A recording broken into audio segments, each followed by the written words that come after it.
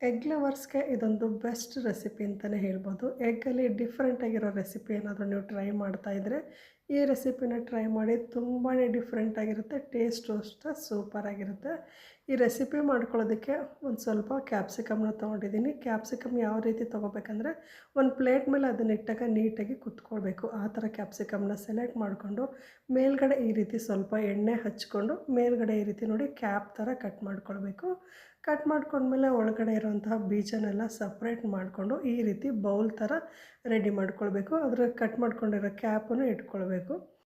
Capsicum ಒಳಗಡೆ ಫಿಲ್ಲಿಂಗಿಗೆ ಒಂದು 3 ಮೊಟ್ಟೆನ ಒಡೆದು ಹಾಕ್ಕೊಳ್ತಿದ್ದೀನಿ. ನೀವು ಎಷ್ಟು ಪ್ರಮಾಣದಲ್ಲಿ ಕ್ಯಾಪ್ಸಿಕಮ್ನ ತೊಗೊಳ್ತೀರೋ ಅಷ್ಟು ಪ್ರಮಾಣದಲ್ಲಿ ಮೊಟ್ಟೆನ ತೊಗೊಳ್ಳಿ. ಇದಕ್ಕೆ 1 ಈರುಳ್ಳಿ, 1 ಟೊಮೆಟೊ, ಸ್ವಲ್ಪ ಹಸಿಮೆಣಸಿನ್ಕಾಯಿ, ಕೊತ್ತಂಬರಿ ಸೊಪ್ಪು, ಸ್ವಲ್ಪ ಅಚ್ಚ ಖಾರದ ಪುಡಿ, ಚಾಟ್ ಮಸಾಲ, ಉಪ್ಪು ಹಾಕಿ ಈ ರೀತಿ ಮೊಟ್ಟೆನ ಬೀಟ್ ಮಾಡಿಕೊಂಡು, ಬೌಲ್ ಥರ ಕಟ್ ಮಾಡ್ಕೊಂಡಿರ್ತೀರಲ್ವ ಕ್ಯಾಪ್ಸಿಕಮ್ಮು, ಅದ್ರ ಒಳಗಡೆ ಬೀಟ್ ಮಾಡ್ಕೊಂಡಿರೋ ಮೊಟ್ಟೆನ ಹಾಕ್ಕೊಳ್ಳಿ. ಅದರದ್ದೇ ಕ್ಯಾಪನ್ನು ಕ್ಯಾಪ್ಸಿಕಮ್ಗೆ ಹಾಕಿ ಮುಚ್ಚಿಬಿಡಿ. ಇದನ್ನು ಹೀಗೆ ಬೇಕಿದ್ದರೂ ಬಾಯ್ಲ್ ಮಾಡ್ಬೋದು.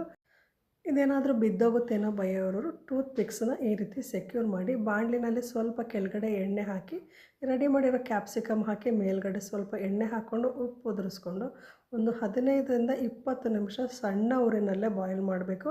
ಉರಿನ ಐ ಫ್ಲೇಮ್ ಇಟ್ಕೋಬಾರ್ದು. ನೋಡಿ, ಮಧ್ಯ ಬೇಕಿದ್ರೂ ಒಂದು ಸಲ ಕ್ಯಾಪ್ ಒಳಗಡೆ ಬೆಂದಿದೆಯಾ ಅಂತ ಚೆಕ್ ಮಾಡ್ಕೊಳ್ಳಿ. ಈ ರೀತಿ ನಿಧಾನಕ್ಕೆ ಸ್ಟಿಕ್ನ ಓಪನ್ ಮಾಡಿದ್ರೆ ತುಂಬಾ ಚೆನ್ನಾಗಿ ಬೆಂದಿತ್ತು. ಟೇಸ್ಟು ಅಷ್ಟೇ ತುಂಬ ಸೂಪರಾಗಿತ್ತು. ಎಗ್ ಲವರ್ಸ್‌ಗೆ ಡಿಫ್ರೆಂಟ್ ರೆಸಿಪಿ ಅಂತಲೇ ಹೇಳ್ಬೋದು. ಒಂದು ಸಲ ಟ್ರೈ ಮಾಡಿ ನೋಡಿ, ಖಂಡಿತವಾಗ್ಲೂ ಇಷ್ಟ ಆಗುತ್ತೆ. ಇದ್ರ ಮೇಲ್ಗಡೆ ಸ್ವಲ್ಪ ಉಪ್ಪು ಖಾರ ಹಾಕಿ ತಿಂದ್ರಂತೂ ಇನ್ನೂ ಚೆನ್ನಾಗಿರುತ್ತೆ.